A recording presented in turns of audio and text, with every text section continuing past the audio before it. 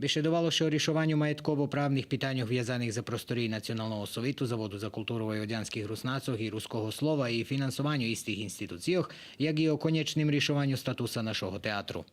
Máme našu hižu, ktorú sme dostali prek súdu u Matici Srpski 15 i tam nam treba dajaki 100.000 evra, že bi sme adaptovali i napravili preduslovija, že bi se zavod tam preseljal i bi se stvorili preduslovija, že bi konječno ruske slovo prišlo do svojih prostorija u Futoškoj číslo 2. Co što se mogu zavodu dotika, nam prvenstveno cilj, že bi sme co skorej prešli do novih svojih vlastnih prostorijoh, a z potrimovku po krajini prešučeni sam, že to bude naspravdi pošvitko.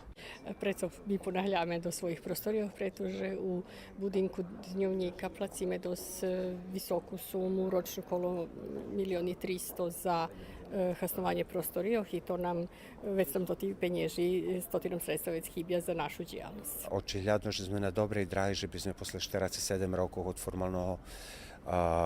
formovanja Ruskog narodnog teatru, odnosno posle već 100 rokov od teatralne djelatnosti na tih prostoroh, konječno statusno teatr postavili tak, jak treba. Мирович указав велике порозуміння за винішені проблеми і заказав роботну східку з потрібними фаховцями у наступних 2 тижнях, котрі розроблять і конкретизують шитські поставлені питання, щоб ще їх рішування планувало уж у бюджету за 2018 рік.